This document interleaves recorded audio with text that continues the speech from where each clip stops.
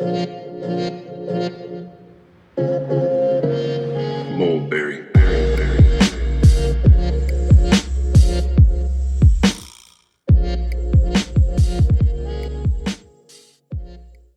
Let me see. I need to see what episode this is. So I did 31. I have 2 done. So this will be 34. Episode 34? Yeah. God damn. Yeah. I've been doing it, man. That's what I'm saying. That's what I'm saying, bro. If you know it's a work in progress, like you say, imagine not being at episode 0. Yeah. You know? Yeah. My thing is, I'm climbing slowly, but I'm still climbing regardless. So yeah, you gotta keep going. But that's the beauty, man. You ready? Yep. All right. Sure. You nervous? Nah.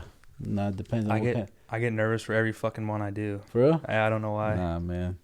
I think I've just been in front of people so long that, I mean, this is actually easier. Yeah. You know what I mean? It's like, I'd rather be right here. Nobody looking at me. No energies, like 100 different energies touching me. Yeah, that's true. This is episode 34 of the Mulberry Podcast. I have a special guest with me today. He's a how would you describe yourself? Professionally, or what I want to describe myself as? Oh, let's do both. Professional, I would consider myself a entrepreneur. Myself, man, I'm just a human trying to live at his highest potential. That's it. There you go. This is Vale. How you doing, man? You doing good? Good, man. Yeah. Thanks for having me. Thank you for having me. This time, man, I've been watching a couple of his stuff, so I was kind of like, man, that would be cool getting on Mulberry Dreams, even though I don't know who that is, but like that's tight. That's a local one. I love that. We know a lot of the same people, and it's a small community. Yeah, so. Yeah, we do. Where are you from originally?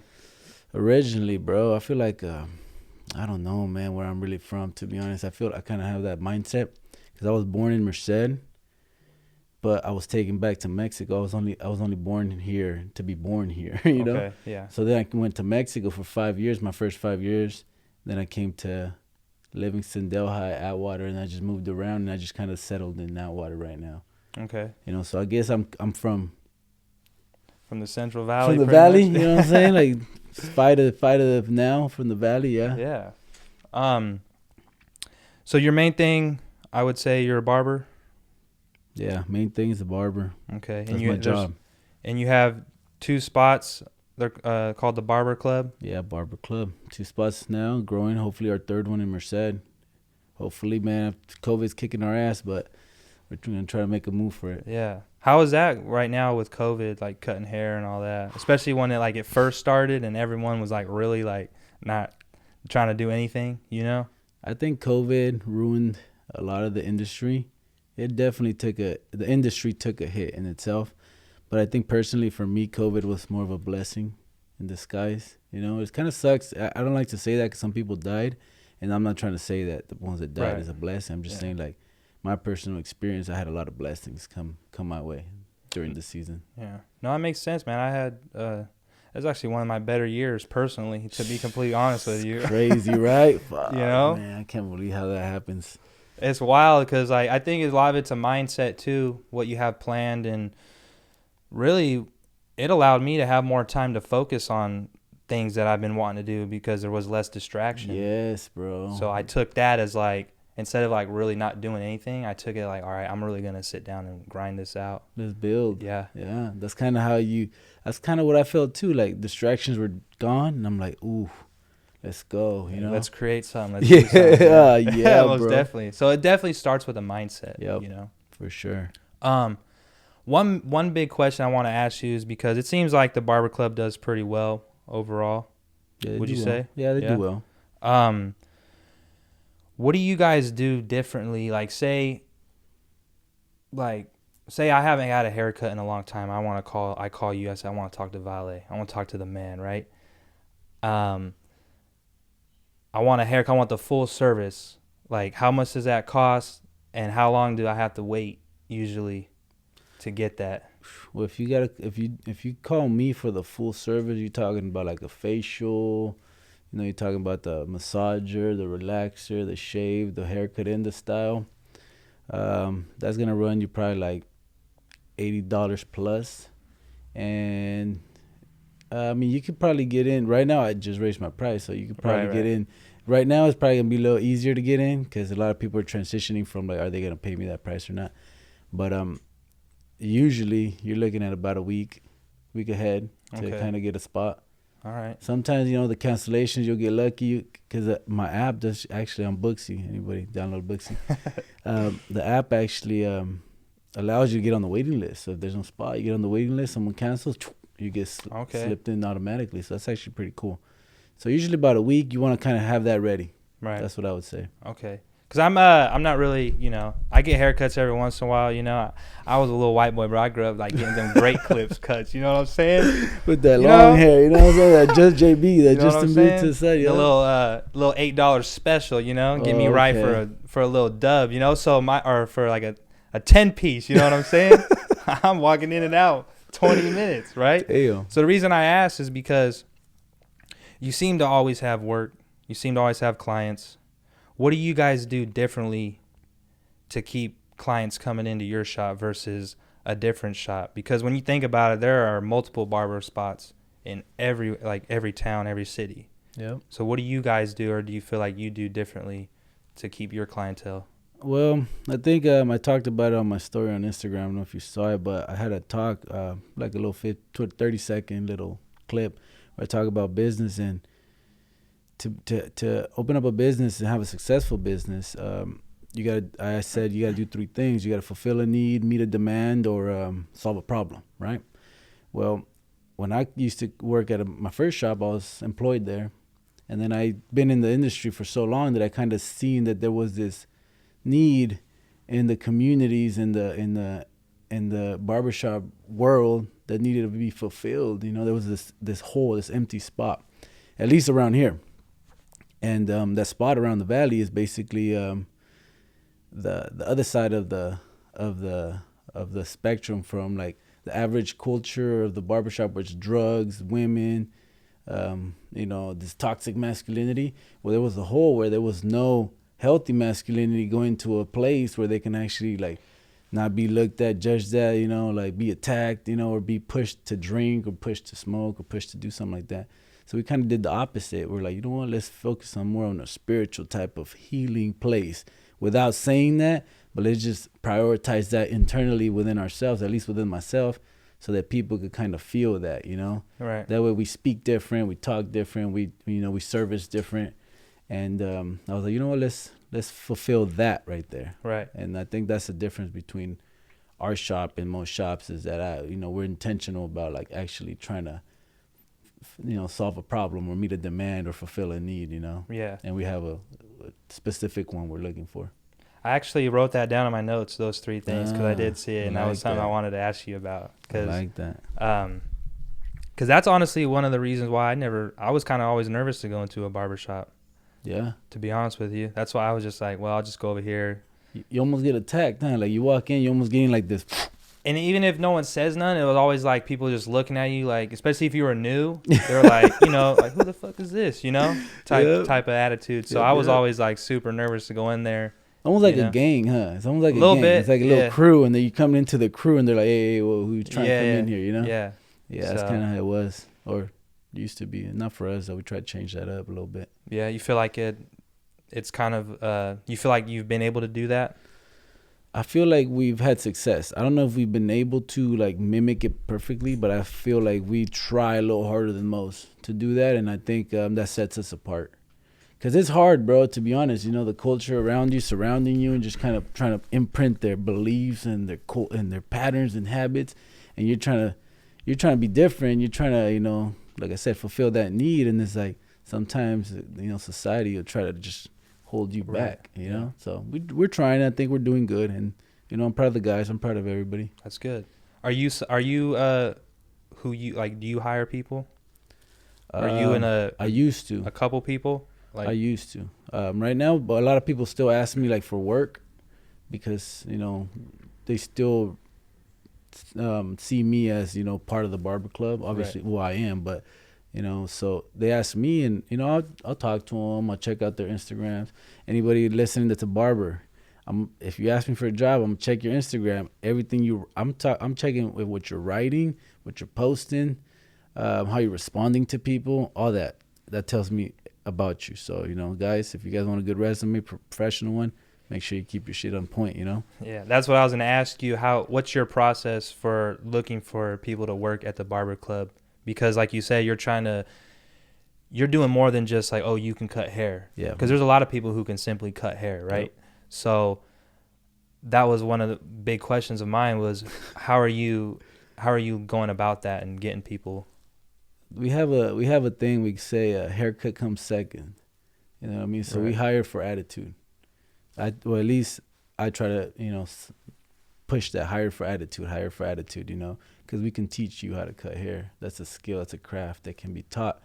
Attitude is like a choice. Yeah. I got no control over your attitude. Yeah. That's your choice. That's true. Damn, man. Yeah, bro. Yeah, dude. It's just people trip out because it's like just cutting hair, but like I think I grew up with like ADD, bro, or ASD, or some type of Asperger's, some autism spectrum disorder. Yeah. Where I look at things like super, super like complex, like super deep. So things like barbering and cutting hair, like I go deep, bro. Like it's just a design, but I'll be like, oh, it's an expression of my emotion, manifested into the hair. Yeah. Use these tools to do that, Yeah. Kind of like that's how I see it sometimes. So I think it's an advantage. Right. When did you decide you wanted to cut hair? How did that come about? Dude, I never wanted to cut hair until I actually got kicked off the soccer team. I got cut for being injured. I was actually college soccer in Stanislaus. Oh, okay. I got cut for being injured, and I went to work as a waiter at a restaurant. And I always liked hair designs and haircuts. I always loved that, but I never thought about doing it. And then my parents were divorcing, so my mom was going through some troubles with her home, and she couldn't pay certain things. So I just jumped into the work. I dropped out of college and we jumped into the work world, trying to make money. And then cutting hair just came easy. And I was like, you know what? Instead of being a waiter, why not just cut hair? I'm good at it. I can draw. I do the designs like nothing. It's easy to me. And I was like, all right, fuck it. Yeah. Start cutting hair. And I didn't like it at first, but it paid me money. So I was like, oh, hell yeah. And I was good at it, just naturally, just luck. It was just luck to me. I tell everybody, man, I can't teach you how to cut hair because I got lucky. I kind of got blessed by being good at it. How'd you did you just randomly, who'd you randomly cut first? Or? Myself. So I cut myself first. Okay. And then I was like, oh, shit, it's all right. And then my brother wanted to go next. Then I cut him, and he was in high school. So everyone in high school saw it, and they're like, oh, who cut you up? Yeah.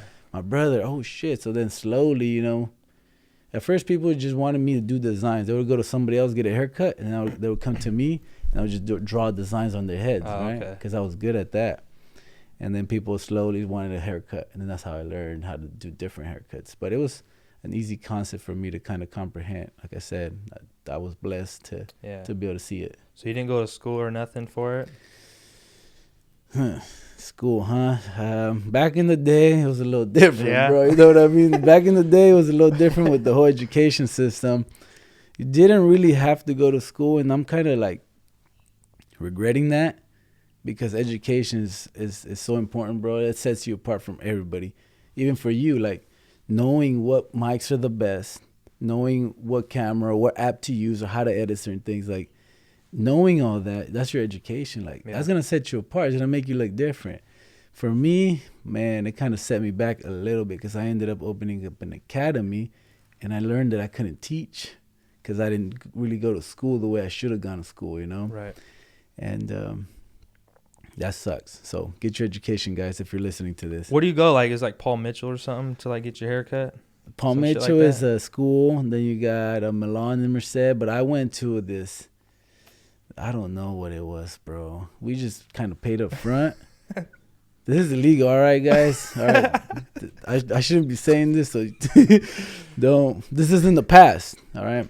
So I'm just gonna speak as an example from second person. So this guy went to the school in Fresno and paid them cash up front. It was about $4,000 or $5,000, And this guy just taught him how to pass a test. Didn't really teach him nothing about cutting hair or the barber industry. And then it took about 4 to 5 days. And then you went and took your test and you passed. You got your license. You know, it was Damn. that easy, bro. That's pretty easy. Huh? It was that easy. Nowadays, you got to do 3,200 hours, almost a full year Damn, to man. 2 years. That's fucking crazy. Yeah, bro. So we lucked out. Obviously, they got caught up. And the guy that paid him, I mean, he's kept his license, you know. Everybody kept their license, and the show Kept it moving. Yeah, the show went on. You know what I mean? We got looked out on that one. Fuck. That's that was dope, crazy. man. Shit, fuck it, I guess, huh? Hey, man, when you're in certain situations, I was in a situation with a kid, 2 kids. I was like, you know what? I got to do what I can't go to school. You know what I mean? Like, I got to take these risks right now. And I did, and they worked out. You know, they worked out, which I'm kind of glad. Hell yeah, man. So you have how many kids you have? I got 3, bro. 3 kids. 3 kids, man. I'm only 22. Damn, man. I don't know about kids. How have you been able to manage what you're doing as well as, you know, raising ones of your own? Priority. I gotta prioritize really, really, really well, bro. Like, I always prioritize my girl. Actually, you know, I'm a spiritual dude, bro. Like, I believe in the concept of God. Everybody has a different definition of God, right? But I believe in the creator, that there was a creator or creating force that created life, you know? I believe in that. And that's my main priority. Be at peace with that source. So, and then I go down the line, then I go, okay, I wake up, I'm at peace with that source. Next, my wife, my girl. I put my girl with my kids, right? The mom of my kids. I prioritize her. And my girl's good, everything's good with her. Okay, boom, kids. Okay, guys, let's get to work. Then job. You know what I mean? Right. I losing a lot of money that I could be making potentially, but if I would lose on my priorities, you know what I mean? Yep. So I like to keep my life like that. It just feels better. That's good, man. It's like I see it as like an opportunity cost, right? So Yeah. everything that you do, you either you sacrifice something. Something. Always. So it's either, you know, money, time with your kids, you know, leisure for yourself, whatever it is. So, Yep. you know, that's good that you're able to sit down and really structure what's most important and make sure to like do that. Yeah, And yeah. I know a lot of people, I think they skip that part, and it can make your life stressful. It feels like, you know, you don't even know what you're doing half the time. Just time's just going, and you're, Well, yeah, bro. you know, so. Yep. I mean, I always thought about it, bro. You ask any little kid, you ask any adult, and you give them the option of a lot of money but stress, or a little bit of money and a happy life. Most people just want the happy life, you know, because Yeah. what the hell's all the money for? You're going to spend it to use it to relieve stress. But if you can't relieve it with that, like, where you going from there? You're dead end, you know, you're Exactly. done. That's the point. And same with making a lot of money. A lot of people live up to their income. So, which means like someone who makes like 150, 200,000 is still kind of in the same situation as somebody who makes, you know, 70K, Yes, because bro. they're paying for more shit, more expensive things, and it actually kind of levels out. Like you guys are like, everyone's like stressing out about the same thing, no matter how much money you make, you Yes. know? And I think if you make more money, it's a little more dangerous, because if you have one thing go wrong, you have a huge chunk just being swept under you, Yeah. you know, and you're like, fuck. As in when you're lower income, something goes wrong, you're like, we good still. We Yeah, still yeah. good. We still at a place where we can kind of not get bothered by that. Yeah. I have a friend that he put it well. Merced Mall Car Wash. You know, I got to give him a shout out, because he, you know, I never forget this. He said, we're all broke, just at different levels. Different. Exactly. We're all Exactly, broke at man. different levels, bro. And I'm just like, damn, that was good. You know what Yeah. I mean? I kept it. That's Yeah. why I give him a shout. I got to give him a shout out. Merced Mall Car Wash. All broke at different levels. That's Yeah, crazy. bro. Well, like I said, it's like, I mean, it would be nice to have a lot of money, you know, make a lot of money, Oh, do yeah. something like that. But it's a mindset thing Yeah, where you got to be able to know how to handle that. yeah, You know, I think a lot of people don't. Which also, like, when you look at like artists or someone who blows up just randomly and they all of a sudden have a ton of money, like they have no idea what to do with that. And like, next thing you know, they're just disappear, gone. It's like, what happened? It's like, that's a lot to handle for an individual, you know, especially if you're not prepared. Oh yeah, bro. So You can't. That's what they call it. New money. You can't appreciate anything without the process. You know, it's just impossible. You can't appreciate your life without living through it. That's my favorite part is the grind, man. The struggle. That's what makes it worth it. That's what makes everything worth it. I would actually, I mean, I've said this before, like something simple, like, okay, I'll play a video game, like a long one, right? I'll grind the shit out of it. And then when it's over, I'm like, fuck, dude. I'm like kind of sad about it. Like, what am I going to do now? Like, what's the point now, you know? Because I enjoy the grind of it. Yeah. Same with like sports when I was running track. The pain and the on all that I endured to become successful is what I appreciate about being successful. Yep. Not just waking up and being successful. Like no one would appreciate it. No one is not successful. You know, like that's not. It just doesn't feel the same, bro. Yeah. It's like taking a chopper to the top of the mountain versus climbing it. You know what I mean? Yeah. You enjoy the view way more if you climb it. Yeah. You know what I mean? Because you earned it. Yeah, you earned that shit, and that's what keeps you going right there.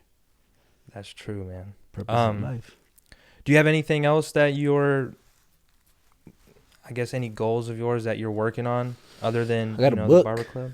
I had a book that I'm authoring right now. Oh, yeah? Yeah, man. I got a little book coming out. It's just the life lessons, you know, things that happened throughout my life. I'm trying to make it really relatable to people so they can kind of compare with their experiences growing up. Because, you know, I do things like how culture put me in a certain situation or made me think a certain way. And then I had a certain result off of that, whether it was positive or negative. And then I talk about my business, my mistakes in my business, what I did wrong, what I did right, what's helped me go through everything, you know, and get me to where I'm at, and how I prioritize that. And I talk about the priority, how I prioritize my life. You know, I talk about all that. And then just COVID. And then I ended up with COVID because, I mean, COVID put me in a situation where I was like, I get a feeling like after this COVID thing things are going to change. You know, my life, my mindset is going to change. Something's going to change after this. I need to write a book. Right. You know, let me write a book so I can hold that thought, whatever I was thinking up till then, and then come in fresh and then have a journal or record of it. Right. At least that I can share with my kids or with somebody. They convinced me to fucking put it on Amazon. I didn't want to sell it. I just want to write it. Right. And then the people helping me, because I don't know how to write a book, bro. I call some people. I was like, yeah, hey, yeah. How do I write a book? I said, we'll help you. Just give us a story. We'll set it up for you, and then you can go in and you know, check it up and change whatever you need to change and make it how you would say it. You know, right. I was like, cool. So they gave me the whole how to do it. You know what I mean? So now I just got to kind of go in there and personalize my story the way I want it to be told, you know? Right. And they fucking assholes convinced me. I'm not going to call them assholes because actually they pressured me to put it on Amazon for sale, you know? And I was like, I don't want to sell it. I mean, I don't know if anybody cares about that. It's a personal thing. They're like, it's cheap. We'll do it for you for this price. I was like, all right, do it for me for that price, you know? So now it's on fucking Amazon. Right now, like for sale, like pre-sale, yeah, it's for pre-sale. I haven't posted anything about it because I don't want to. Oh, okay. I don't want. Like it's the first announcement. First time? Actually, That's dope. It's actually first announcement, so I know it's gonna take you a little bit to edit. So, you know, by then I should probably have it all ready to go. It should be done this week. You know what I mean? For sure, man. So you probably see it on my Instagram soon. Yeah. Could I put the link in the description, man? Yeah. Actually, I'll give you the link. Yeah. After I'll get the link. Do all of that, and then I'll post it. Yeah. Post it, see what happens, man. Because it was just a fun project, and it might hopefully inspire somebody. That's my main thing right now. That book. I just want to get out. I want to feel like I've always wanted a book. Yeah. You know what I mean? So that was your reasoning for it was COVID and just seeing everything change like so quickly. Yeah, I want to kind of record it and almost journal it, you know, right. Almost journal myself up till COVID, you know, and then just dump it and then move forward knowing that I don't got to go back. I got a little journal right there. I can just go back and like, see, oh shit, you know, this is how I was thinking. This is what I was doing. Yeah. That's kind of what I wanted to do. That's dope, man. I respect you for that. I don't know that many people. I don't know like anyone who'd done that. Me either, bro. Actually, I have my boy Carlos Cano, Facing the Dragon. He actually wrote a book. I think he actually wrote it himself. He probably researched it all himself and did it. But I didn't have time. I didn't have time for that, bro. I need some help. I was like, yeah, dude, writing a book just from scratch, like that's hard, bro. That takes a long time. Yeah, it's So, hard. What about like so you said that so you're obviously pretty good at like soccer and shit when you're younger. I was pretty good. Yeah. What was your mindset like then, like playing sports as an athlete, especially as competitive as you were? Shit, man. Well, every time I talk about like mindset, I always there's always two sides to my mindset. I think there's two sides to every human's mindset. There's the the really animalistic side that wants to like crush, and then there's the kid, you know, in the back of your head saying, be nice. You don't have to do none of that. So I think I struggled between my two mindsets, and one mindset said go pro. You think that's more like a male thing? Like that hyper masculinity conflicting? I think so, bro. Like You know? that toxic shit. Yeah. Yeah, bro. Cause I wanted to go pro. I wanted to crush. But then I also had that traumatized kid from all his issues and family issues inside saying, "Hey, man, pay attention to me. Sabotaging me, almost. You know." Yeah. And I was like, so that's kind of how I separate, opinions a lot of times. And half of it was like, yeah, go. The other said, hey, man, pay attention to me. I'm hurt. And then boom, I ended up snapping my knee, which I think that was the sabotage side of me, the traumatized kid. Sabotaged my knee, injured myself, so I can pay attention to those traumas, so I didn't keep going with the fucking soccer thing. You know what I mean? Wow, yeah. It's a fucking, like I said, bro, it's a mess in there. You know what I mean? Bro, that makes a lot of sense from like my experience as well. You know, I feel like being such a great athlete was actually a mechanism for me, for people not to like really see that side of me. Yeah. Because they would just, oh man, you're raw, you're this and that. And it's like, cool, thanks, and like that, like super, like that just totally protected my personality, bro. Yes, bro. I didn't have to like really try or do anything. You know what I'm saying? Yes. Yeah. You don't have to deal with your shit. I didn't have to, no. And then I got injured, so I had to, and that's where everything stopped. And then that's my life actually turned fucking upside down when that happened. And I went through this darkness stage, bro. Like, it was just blurry dark. I just remember, like, this eerie fucking spirit on top of me through that era and that season of my life. And then I snapped out of it. And then, I opened up my business, got serious about my family. But I was fucking up after that. Well, shit, once you're at rock bottom, bro, there's nowhere to go but up. Yeah. So, yeah, it just depends on, like, when you want to start taking that climb. Yeah. Man, that's crazy.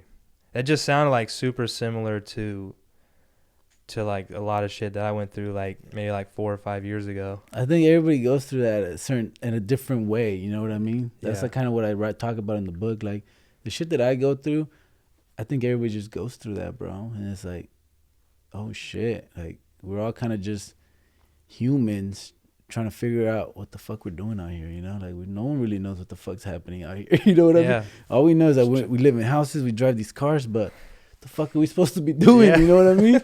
Just surviving, man. Bro, surviving under the structure that we're in. It's crazy, man. Yeah, dude. And that's where I'm at, bro. I'm the type that'll talk about that before I talk about like business, because I feel like if you can get comfortable with your traumas and all these questions about reality in the world, then you can then focus on your business and the money, and then you can do things like that. But if you do the opposite, bro, you're gonna build this empire of money to find out that you were never supposed to be there. You're supposed to be at some cabin up in the woods, chopping wood, being happy as fuck. You know what I mean? No, true. Wasted time, and you're just like, damn it, Yeah, I mean, you could get deep when you just think about like the concept of money and like what we do to acquire this, piece of paper, which, that's probably eventually going to change. It's going to all be on your phone, just all digital currency. Crypto. Yeah. That's what they say. Oh, man. We going down that rabbit hole? Ooh, shit. Let me see if I can do this. All right, so there's this. I don't know if you heard about this, but the Republic and the Corporation of the United States. There's my phone. You ever heard of that? No. Okay, so the U.S. is a corporation. Oh, yeah. It would turn into a corporation in the 1800s. And there's a move right now. This is why fucking Washington's surrounded by military. Nobody knows why. To turn this government back into a republic. All right? So, oh man, that shit gets crazy, bro. Because these two people, they're fighting for power, have two different things, and I think they're gonna go at it, bro. And it's like, where the fuck are we gonna end up? Are we going to end up? Because I think one side favors like all the crypto, and they favor all the, certain things like that. And it's like, if we stay as a corp, we're gonna have a certain way of exchanging money and living society. Right. But if we change to a republic, back to a republic, how the fuck is that gonna work? We're gonna go back to the gold standard. Is crypto gonna get fucking wiped out, and we're going back to gold? Like, what the fuck's gonna happen? So right now, that once you said how we make money, I thought about crypto, and I was like, we don't even know where the fuck we're going right now. No, not at all. And I think it's gonna get a lot worse before it gets better. I got that feeling too, bro. I think there's gonna be a little clash between sides. A part of me kind of glad we're way over here. Oh yeah, that's the beauty. And it's pretty diverse here. And I talk about that a lot growing up in California, and how we all, live amongst each other. And I mean, I grew up with a diverse group of friends, and it was just real easy. It was never weird, like for maybe someone who just grew up in like an all white community. Yeah. And then the things that they hear, and they just take that for what it is, and it's like a lack of knowledge basically. But I don't know, man. I'm just sitting back just waiting for the shit to pop off, bro. Hey, but to be honest, we're in a good place, the Valley. The Valley's like perfect distance from all mountain ranges, everywhere, away from big cities. It's like we have time. If some shit were to happen where they gonna do some type of martial law, and we weren't somebody didn't agree with it, you have time to just fly, just jump out of here and go to Sonora, go to Mariposa, and just kind of camp out there. You know what I mean? Like, out there's militias, bro. Yeah. So people don't fuck with that. That's what I'm saying. Like, in like the South, like them boys aren't gonna take that. Mm-mm. They're gonna fuck shit up, dude. Yeah. Like, it's gonna be crazy. But you're right. I do appreciate the small community. Yeah, man. I love it here. I'm just looking for RVs right now, bro. My Facebook, I just been on RV hunting, just knowing, okay, this is price for this RV, this price for this RV. Just in case, you know what I mean? Yeah. I tell everybody, like, look, bro, being ready doesn't mean you got to go build a fucking bomb shelter into your basement. You know what I mean? It just know where shit is in case something happens, but don't fucking, like, be about that life yet. Yeah. If you don't know nothing's going to happen yet. Just kind of wait. Just be patient. Well, because there's a part of me who just wants to ignore it all. Like, man, I'm just going to go to work, whatever. But another part is like, you still got to understand, like, what's going on. Because, like, what could actually happen, What can actually happen, bro? I never thought they were going to shut down businesses. It was March. Oh, COVID this. I'm like, they're going to shut down businesses. That's what I kept hearing. Well, especially America. We're all, like, U.S., we're all about money. Yeah, and freedom. Like, that was the last thing. That I feel like we would have been the last country, which we kind of pretty much were still, but I didn't think they were actually going to be able to do that. And then I said, nah, they can't shut us down. We're in America. Boom, shut down. Huh. Okay, they open back us up. Okay, we're good. We're back to normal. They won't shut us down again. Shut down. Holy shit. Yeah. Elections, I actually thought the elections weren't going to be figured out till January. And I told everybody they're not going to figure it out. Trust me. And the elections weren't figured out. Oh, fuck. This shit's getting real. Yeah. You know what I mean? And it was a shit show. Yeah, bro. And then the fucking White House thing, the thing with the White House. A lot of people say it was staged. A lot of people say it was real. I'm not saying nothing, all right? I'm just saying if it was staged, that's fucking crazy. That's scary, bro. Well, because they found like shit planted, like different stuff planted. Like it was supposed to be worse than it was. Oh, like I don't know, man. I mean, I saw a lot of shit even during like the Black Lives Matter protests. A lot of shit was planted. Like they just want chaos, man. It looks like that. It's like it seems like it's just so chaotic. It looks like that, bro. And I've been lucky, like where I work at a printing company, and we print a lot of we print packaging labels a lot for like food. Oh, that's how you do. That's how you got this, or what? No, that's different. Yeah, it's different, but it's kind of the same concept. Like, so when people like were stockpiling food, like we got super busy. Like I was I was working more than I ever have. So really, I just like I was still working. It didn't really affect me in a negative way this past year. Yeah, but you were essential. Essential, yeah, I guess. Nah, bro. But even like I said, like if all that shit was not planted or if it was, it's still scary both ways, bro. Like it happened, whether it's real or not. Even if it was staged, it's even scarier. Yeah. I'll be straight up. Like it's scarier if it was staged. Yeah. You know what I mean? It's like, damn. That means people know, like they know a lot more of what's going on than we do. Oh yeah. Or what's gonna happen. They're in control somehow, or they feel in control. Yeah. That's for sure, man. That's what I'm saying. Like, being in the valley is cool. We got acre lots, you know what I mean? Away from each other. Everyone's kind of like just does their own thing. No one's really on top of each other, so you won't get that chaos here. And we got the mountains right there, like 40 minutes away. Stip, you know what I mean? Go take a little vacation for a month or two in the cabin out there, or RV. Yeah. And then just come back and snoop and be like, all right, we're back to normal. Let's go back home. Yeah, that's true, man. Yeah, man, that's crazy, bro. Yeah. Has business been able to bounce back right as of now? Well, we didn't really stop working. Yeah. Just kept the doors closed. Well, or we're doing like, let's speak in second, second person. Some shops kept their doors open through, came in through the back. You know what I mean? Right. Yeah. That's what happened. I went door to door. I won't go to people's houses, cut them up. And if we figured out a way to get by. Unemployment came also. So I didn't get unemployment, but a lot of people did get unemployment. So that helped a lot. But I mean, it definitely took a hit. And if that unemployment didn't come through, oh man, it would have been bad for a lot of people. Yeah, it would have. A lot of people, man. But that's good that you're able to keep the business afloat, though. Yeah. Oh yeah, man. The guys were good. The guys were, they were supportive and they understood our situation as business owners, and they were able to work it out. We gave them free rent the first month because we're like, you know what, let's help them out. We might need the help later on. That's true, man. That's good. Most companies, they didn't give a shit. Yeah, like, say, pay me. Yeah, we're hurting too, man. Yeah. But shit, is there anything else you want to talk about, man? Nah, man. Any other plans besides so you got the Merced shop coming soon? Hoping for the book. The book coming. Yeah, I'm trying to do more videos, like educational online courses. Yeah.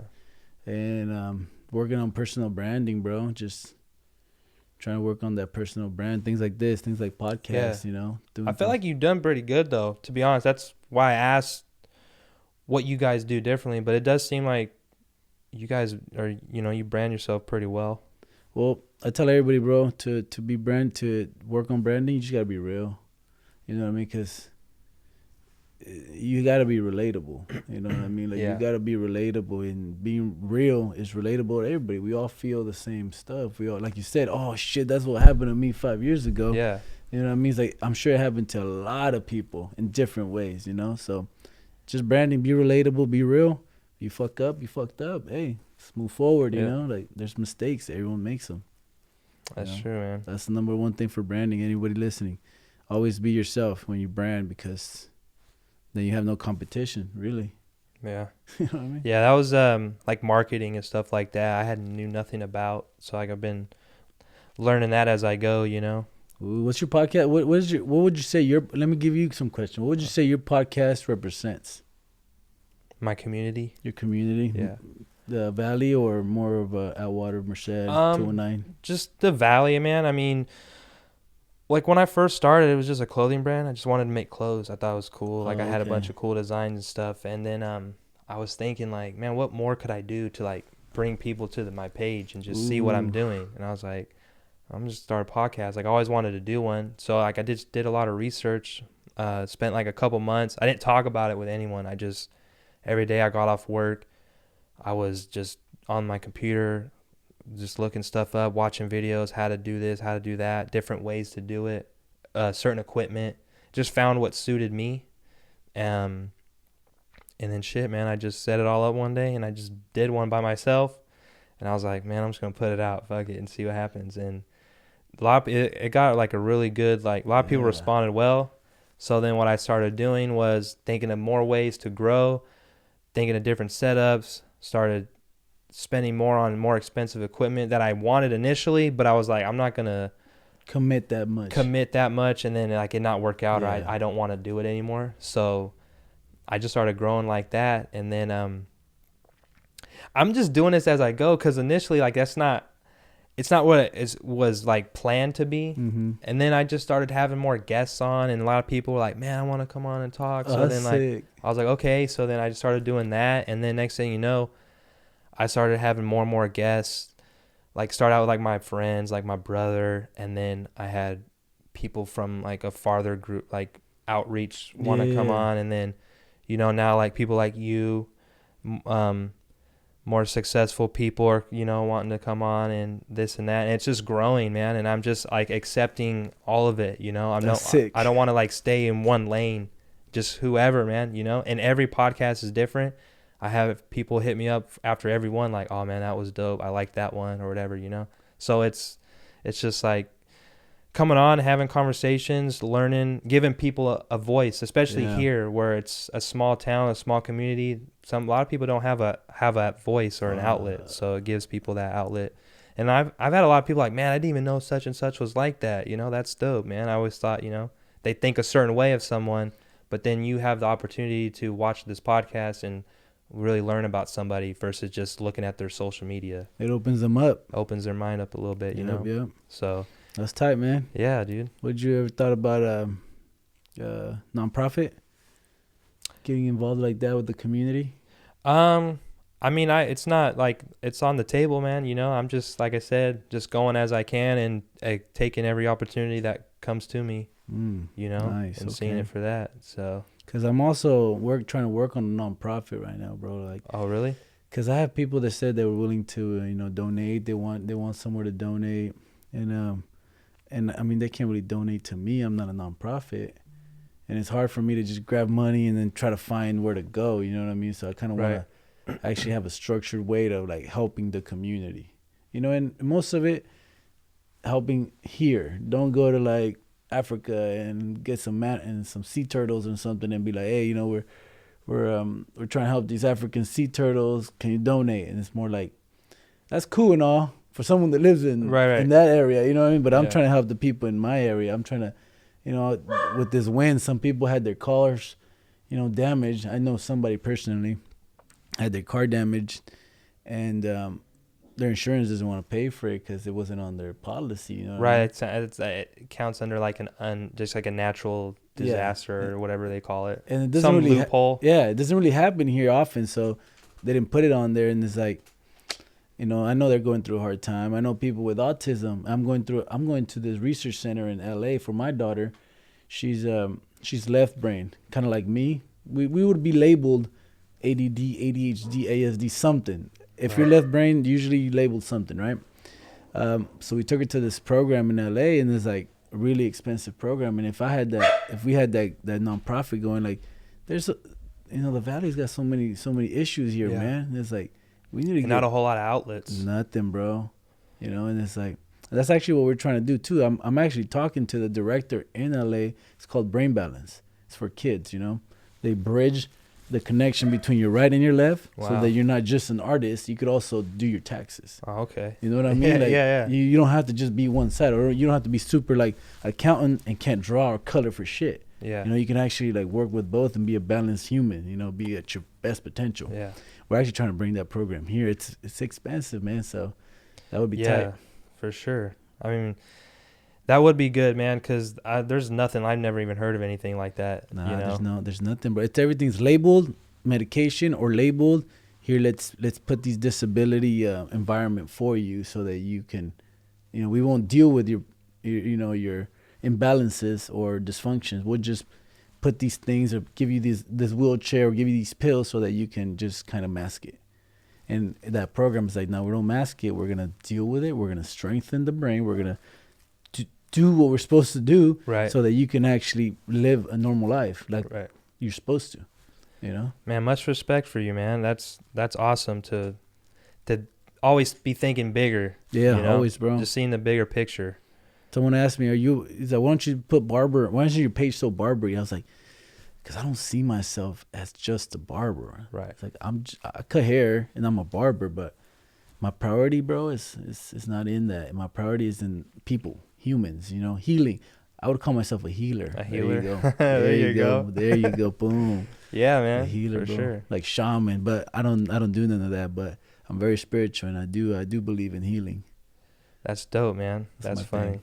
Like you say, like your haircut, you see like as like an art piece. Yeah, an art piece, bro, or a expression of, or a belief. Sometimes I look at a person and it's like, I want them to believe this about themselves. So let me give them an image that portrays that belief subconsciously. It's all subconscious things, right? Let me give them an image that will portray that based on their, you know, perception. It's like, oh, I'm this. Oh, now they stand taller, walk taller, and it's just a haircut. But their whole life, their whole fucking world changes after that, you know? Their energy and everything, you know? Yeah. Yeah, well, you come out thinking, you came in saying, man, I'm stressed, my girl, I don't feel right. And you come out with this image of yourself, and dude, the world is full of opportunities, even though it was just a perception shift. Right. You know, that's how important I see it. That's dope, man. How do you like, what do you want for your children when they grow up? What's the most important thing? Just for them to be happy, bro, to find their purpose, even if it's painting, making minimum wage. If they're happy and that's where they want to be, that's where I want them to be. You know what I mean? Everybody wants them to have money and be set up and have this beautiful life, but it's like, what if they don't want that? You know, what if that's actually bad for them? You know, what if their purpose is not to be doing that? Because my purpose is, shit, I want a Ferrari, you know what I mean? But I don't prioritize a Ferrari. I want a mansion, but I don't prioritize a mansion. If it comes based on what I'm doing on my priority list and it just ends up landing on my fucking hand, I'm taking it. You know what I mean? But I'm not going to put this on top so I can have it and then, you know, switch my priorities like that. And that's what I want for my kids, bro. That's to know where they're at, and then what they got is what they want, and they're happy with it. Yeah. Yeah, because I don't have, I'm probably not going to be having kids anytime soon, so I was just curious, man. Dude, I advise everybody not to have kids. I swear. I tell everybody, don't have kids. There's so many kids without parents.